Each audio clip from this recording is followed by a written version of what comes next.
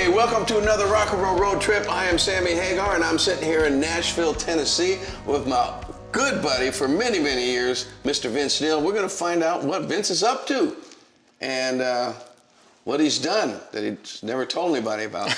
Good luck with that, right? Vince, thanks for doing this. Start with. Good to see you, man. Happy to see you. This is quite the pad now. I was razzing Tommy Lee on this show, the first episode I ever did, about how his pad was so big. I'm going, why don't I have a house like this? You know, you guys, and then I come to your house, it's even bigger.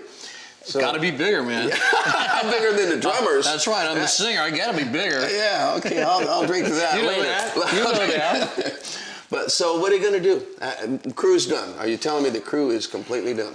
Yeah, Crue's completely done.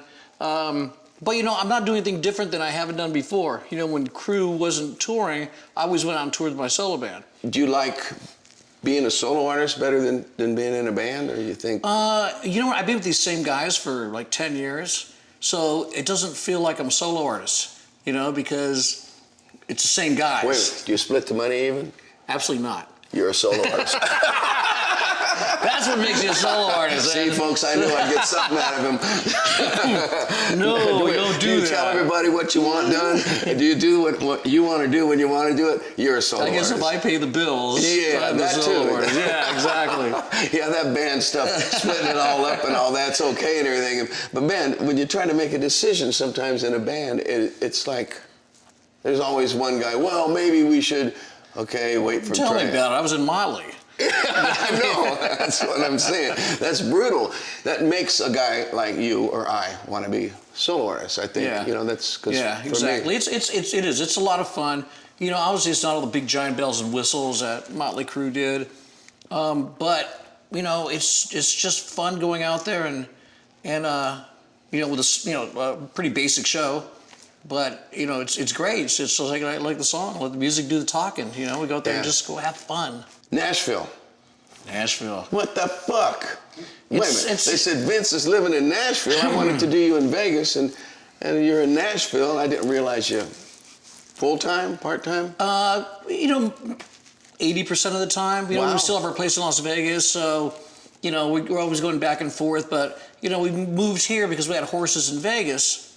And the horses, you know, it's 120 degrees out. The poor horses are, you know, they're outside and stuff. And so I had actually did a concert here in Nashville, and it was like L.A. in 1980s. I mean, all the great studios are here, right? Yep. All the great writers are here. All the great studio musicians. I used to all think those guys were thought of as mostly the L.A. guys. I don't know if they moved here or just that these guys came up. It was funny. I was unloading the truck with my Lamborghini comes off. It won't start. Sitting in the middle of the road. Of course. Got a big semi truck sitting out there with a bunch more cars coming out. And this old guy comes out in front of the semi truck, and he starts yelling, "What the hell's going on?" I'm thinking to myself, "Wow, this Tennessee Southern hospitality. Get that truck out of here! What the hell?" And it was Brad Whitford. Oh, from Aerosmith. So he lives in this neighborhood? Yeah, he lives just a couple miles down the street. And they always you ever seen American Pickers? You know, that show, like the guy, Mike Wolf, he lives... I could walk to his house from here. Justin Timberlake's supposed to live around here, but he actually looked at this house, and he thought it was too big. Shows you them rockers. Us rockers. We got it. Look at rocker again. Nothing's too big for us. That's man. right, man. Look at these shoes. Oh.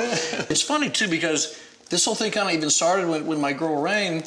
We did that show Wife Swap, right? And it was with the Nelsons. And so she came out. She came out here, and Gunner's wife went to Vegas, and like the first people that Rain met when she was out here was Brad and met a bunch of other people. They're like to have jams every Wednesday night around the campfire. The musical capital, man. Cool. The musical capital. I mean, I bet you'll be a better musician in the next couple of years from living here than just hanging out now, like playing the same old guy, doing the same old stuff. I'm proud of you. I might move in your guest house. Absolutely. The barn would be good for you. But now, you did Wife Swap?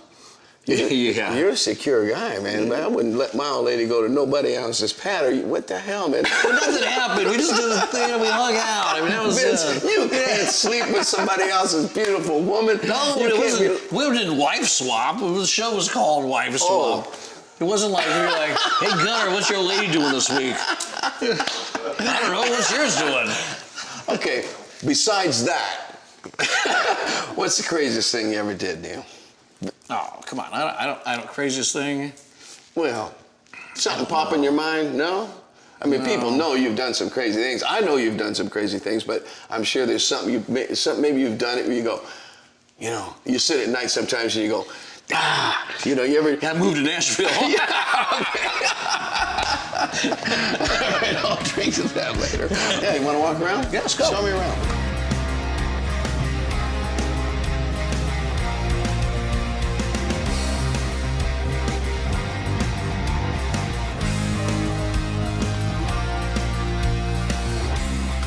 So he can be Tommy here, or the way I like him is upside down. You know, it's, people remember him by. You know, Vince is used to seeing him that way because either Vince is on his back, out, looking up at Tommy, or and he looks upside down, or Tommy's swinging upside down in that $300 million roller coaster that he's got on stage, using up all the money. How could you guys let your drummer spend that much money? I don't know. Man. We created a monster the very first time he just went like this.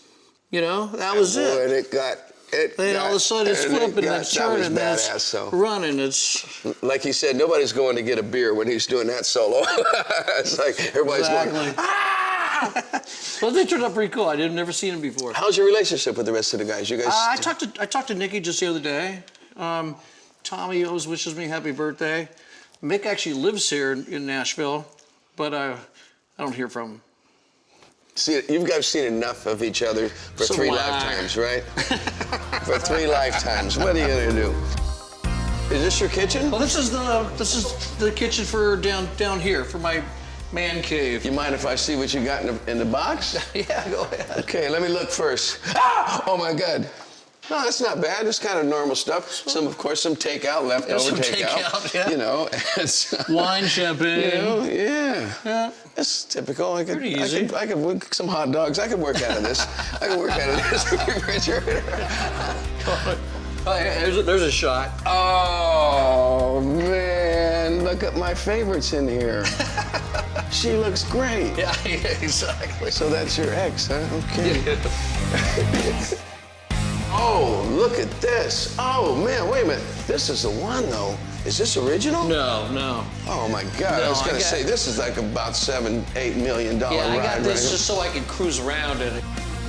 It was in a parking lot next to the hotel in Houston, Texas, and there's just a card on it. And I grabbed the card and I said, send it to me. Wow. I didn't even driven it, but it's a great cruiser. Oh, you know what's so cool about these? If this was real, you wouldn't want to drive it. No, you couldn't drive it. And this, to me, you know, I'm a car guy. I mean, this looks real to me. I mean, it's gorgeous. It's like, wow. So here's the main kitchen. Oh, yeah, you know? Now there you go. This is gorgeous, man. Look at it. Oh, man, you know, when I get rich, I'm gonna have me a kitchen like this. See, he's got the full 8 burners, double oven. Look at this copper. Oh, nice. Nice. Let's see what the BTU is on this, man. Oh, big old flame. That'll boil water in like about 3 minutes. I'm into it, Vince. I'm into it. Wow. This place is beautiful. Tommy, eat your heart out, okay? No wonder you put your house up for sale. Once Vince bought this one, you put your house up for sale, right, Tommy? I know. Okay, what else you got here? Come on. Come on out of the garage. Okay. Now, Vince, I've always said, see, I'm a big fan of cars. But, okay, Cobras, the coolest car ever made. This is a man's car. This is like, it looks cute, but this car is not cute. This is a monster. A big Roush in there. Oh, you got a Roush, so it's a big block Roush. It's just scary fast. That's the only thing. But it looks so cool, Vince. Look at this thing, man. To me, this is the coolest looking car. This and an E-Jag are just the best looking cars. He's as bad as me. You know what we do? Here's what we do. Here's what us dumb, rich rock star guys do. We see something we like, we say, hey, we'll have that. You don't even know what it is. Well, that's what happened with this car. There's a place in Las Vegas called Celebrity Cars, and it was a party.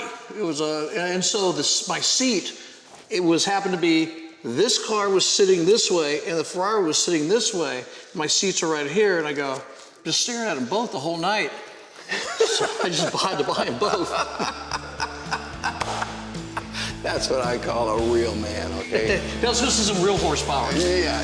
Oh, yeah, the old-fashioned horsepower. And you got a lake? Got a lake, and in the spring we'll stock it with catfish. Oh, yeah, I put bass in there too, right? You can put smallmouth or largemouth or some kind of bass. This is Peso. Oh, how you doing, Peso? Huh? Peso, you don't like me? I'm not a horse guy, you know. I mean, I've never been really into horses because they're just, you know, you get on and they're big, unpredictable. They see a rope and you know, whoa, you know. I'm afraid of a big animal. These are like, you know, like he's a roping horse. All I got to say, I got two things to say about this whole thing, Vince. I got three things to say. First, I want to say thank you for doing this show with me today. I've been trying to, you know, track you down. We've been trying to get it done. I'm just so happy we got it done. But I'm so happy to see you in this down-home situation. It's so different. But I think what everyone thinks of you. I don't really think of you that way. I've known you enough to know that you're a down-home guy. But seeing you living it now, I bet you're digging it, man. I can see the change in you. I mean, you seem so relaxed and mellow and so confident. It's calm, you know. Yeah. It's a calming force out here because it's just, you're just in with nature, you know. And like when we first moved in, first got the horses here, and we let the horses out in the pasture for the very first time, and they just took off running. And it was like so cool because I can feel it. I can see it. Let the horses be horses, you know. Let them run. And so every morning, you know, I look out and I got to see the horses doing their you know, eating and running around and playing, and it's what a way to spend the second half of your life. Yeah, exactly. You know what I mean? Yeah. I mean, right the fuck on, man. I'm telling you, congratulations. You're making me jealous. And the answer, Vince, is no, I am not riding a horse. This cowboy is out of here. Thank you for another Access TV rock and roll road trip with my good buddy, Mr. Vince Neil, in the house.